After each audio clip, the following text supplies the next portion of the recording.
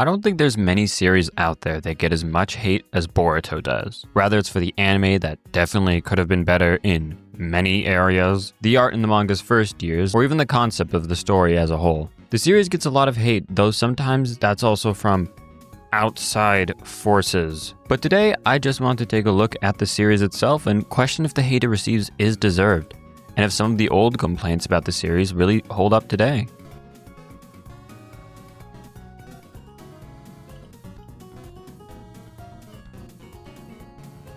Well, when reviewing a manga, there's three key things I like to go over: characters, art, and writing.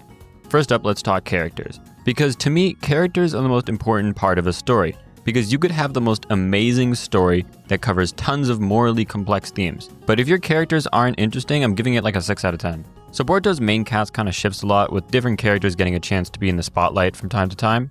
However, the most important character in the series is naturally the main character, Boruto himself. How does he shape up to be a character? Well, Next Generations as a whole is kinda the story's way of telling us one thing, that Boruto is not Naruto. During the beginning of Boruto, we get to see him go on missions that mirror the first ones Naruto took himself. But this is how we learn about the difference between the two. You see, Naruto is a very pure-hearted character. He's cocky, kinda bratty, but also very understanding. Boruto, who although is similar to his father, is far more insecure. And that's saying something, because Naruto had a whole demon in him growing up. You see, Boruto's entire life, he always felt like he had to prove something, to live up to his father's name. This led him to being more mature than Naruto ever was at his age, though he still is very much a kid at heart.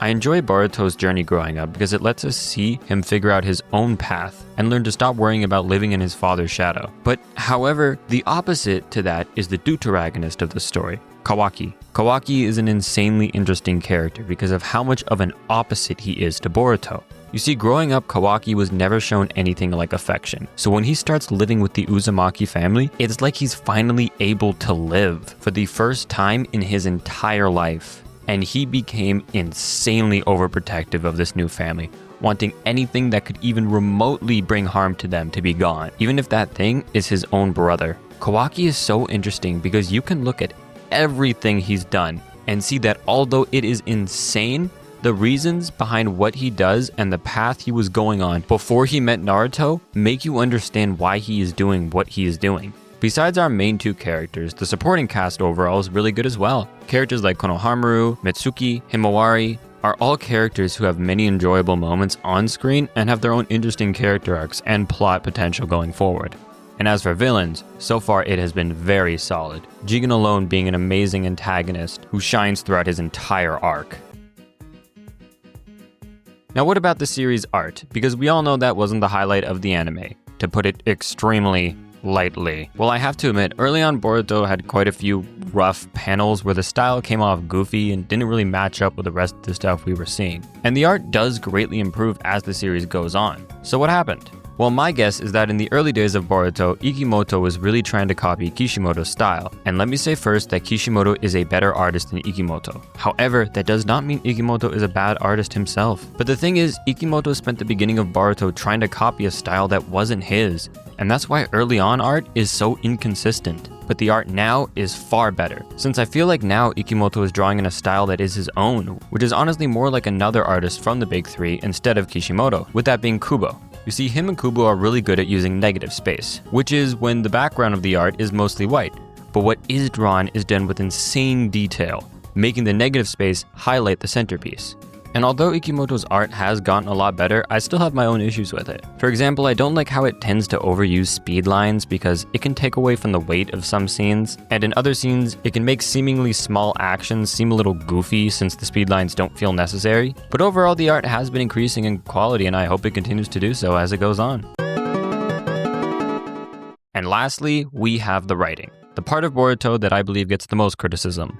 Now, I think the main reason why Boruto's writing gets so much criticism is for one main reason. Many people go into Boruto thinking it is a sequel to Naruto. And yes, while it is canonically in the timeline, Boruto isn't about Naruto. Yes, he is in fact in the story and he does play a main role, but he is not the main character. So naturally, his friends won't be part of the main sidecast, and they'll be characters from his generation that we won't even see in the series, because they're just not that important to the story of Boruto. Now, I can get why that is an issue for so many people, There are many characters I love that barely or don't even appear in Boruto. And honestly, that kind of took me out of the series for a bit. But after a while, the new characters began to hook me as well. Eventually, I just started reading the story for them. But there are some other things that get criticism in Boruto as well. So I'd like to explain some of them.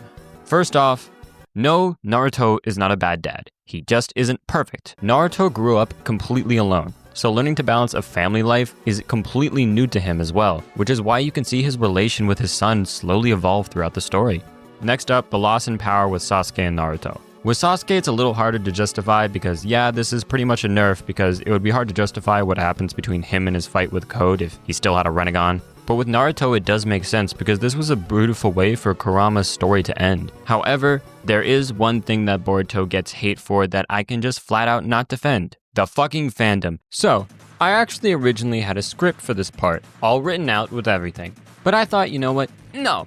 A lot more deserves to be said than just what I wrote down, so I decided I will do this entire part just saying shit into the mic that I'm mad about with this community. Because, oh my fucking god, how do you gather such a group of human waste into one cesspool? Like, I don't even tell people I read Boruto, because I don't even associate with anything from that community. Because all it does is start shit with other communities, bait post, harass people. I know other YouTubers who have talked about Boruto and then gotten harassed for it. And you're wondering why, oh, I wonder why everyone dogs on us whenever we get new content released.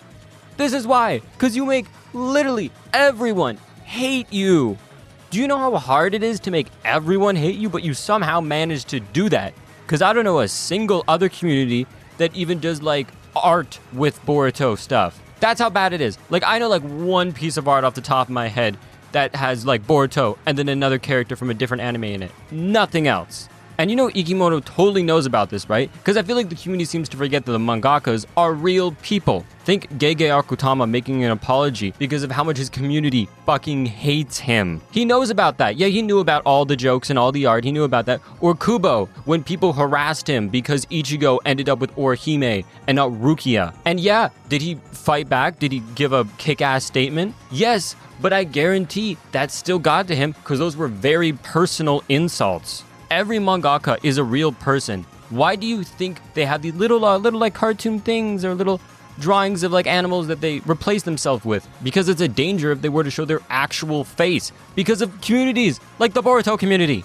Every manga has a real person behind it who makes it, who puts passion into it, who loves the story they are creating, and know about what their community thinks about their story. There's a lot of manga out there that actively change due to the effects of its community. And I feel like people forget the impact they have on other real people and how harmful this could be. Why are you guys so insistent on having everyone hate you? I guarantee if you all just shut the fuck up and let other people just bait on your community, eventually they're gonna get bored of it and move on. Just don't pay them any attention. It's that easy.